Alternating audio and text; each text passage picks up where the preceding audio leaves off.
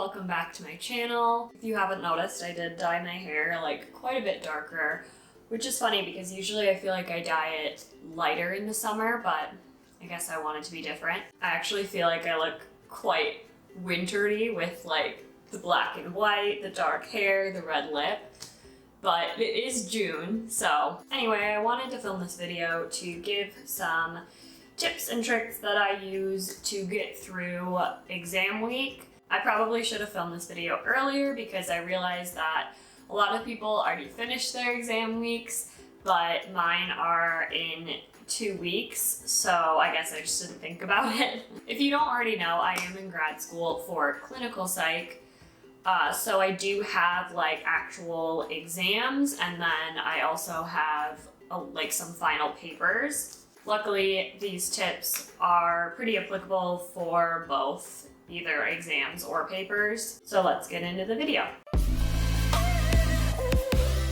So tip number 1 is schedule, schedule, schedule. I can't stress how important this is. A lot of people don't do this and then they end up, rushing at the last minute to study for the exam or do the paper. And it's just so much easier if you figure this out ahead of time. When I get the syllabus in the beginning of class, I'll look at when the exams are, when the papers are due, and I'll write into my schedule when to start studying, when to start writing the paper, just so that I know very far in advance when I need to start for those things, but also like how long it'll take me. It also just kind of helps you manage your course load with whatever else is going on in your life, and then helps you not be as stressed out the week of the exam. So another tip is to take notes on Google Docs. And if you prefer taking like written notes, that's fine, but I would highly suggest transferring them at some point to a Google Doc, because whether this is for an exam or a paper, you can like command find to look for a topic and you have it all right there. So if you're trying to make a study guide or even just gather information from your notes for a paper, it's very easy to find the information. And then if you are writing a paper, another kind of like side tip that I would give is make a really detailed outline for your paper. This helps so much. And I don't just mean like introduction, paragraph 1, here's a few bullet points. Actually write like full-on sentences for what you want to be talked about in that paragraph. It may sound a little excessive, but when you're writing an outline, there's a lot less pressure than when you're writing the entire paper. So you don't have to be super worried about writing really like fluent, perfect sentences. Depending on how long the paper is, my outline can be like 5 pages. But when I go to write the paper, it's so much easier because all the information that I want to put in the paper is all right there. Number 3 is use the resources that are already out there for studying purposes. So my favorite one is Quizlet.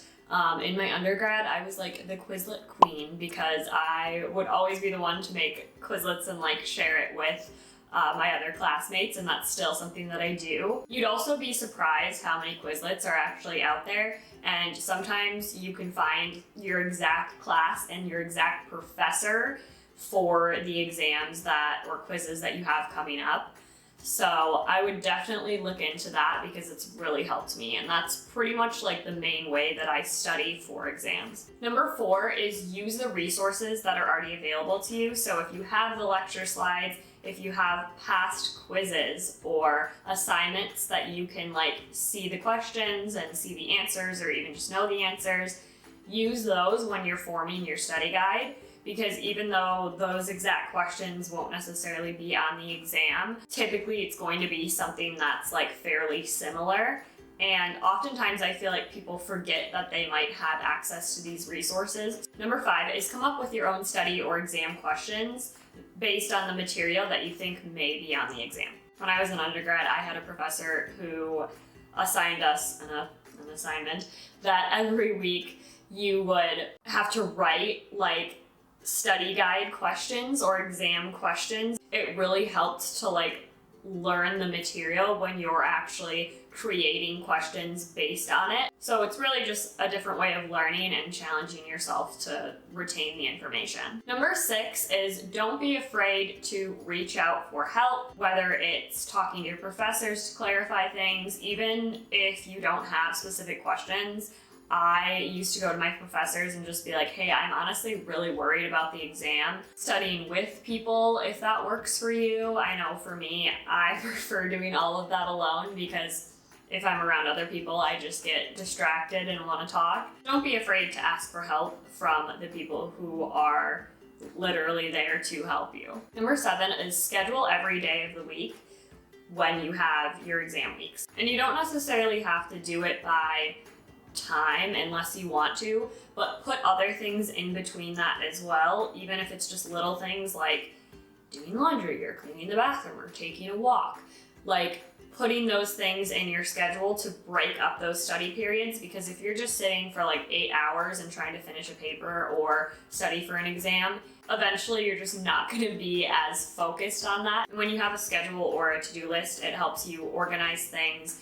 And also when you check things off, you just feel a lot more accomplished. And adding in those other things throughout the day to break up your studying process or just your schoolwork in general will really help the finals week go smoother, and you'll probably end up being less stressed out. Number 8 is meal prep for your finals week. This can be just you planning the meals you're going to make. I prefer to make everything before that week. In the past, I tend to also eat things that aren't as great during finals week. Like I live off of mac and cheese and ramen, and that's just not good for having energy and overall health during that week when you probably need it the most. So making sure that you're prepping good, healthy meals to take that stress off of yourself during that week. Number 9 is something that a professor actually told me a while ago, and it works really well, especially if you're worried about retaining the information. Try to study wherever it is that you learned the material. This is a lot easier for me because I go to an online program, so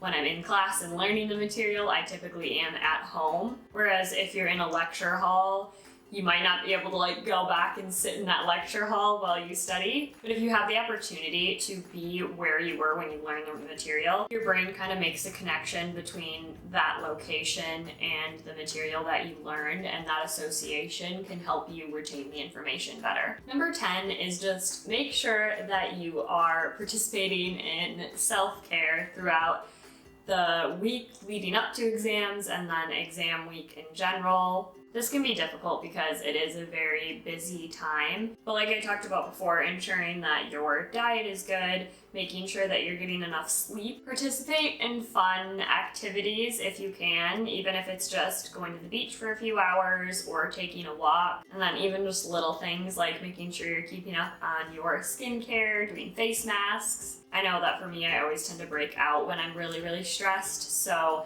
making sure that I continue to do those things is very important. So yeah, just make sure you're taking care of yourself, because the healthier you are, the better you're going to be able to perform on tests and assignments and papers and all of that. So thank you so much for watching. I hope that you found some of these tips helpful. If you did and you liked this video, please give it a thumbs up. And if you want to be notified about future videos, please hit that subscribe button below. I hope you all do or did well on your exams. I wish you the best of luck, and I will see you guys in the next video. Bye!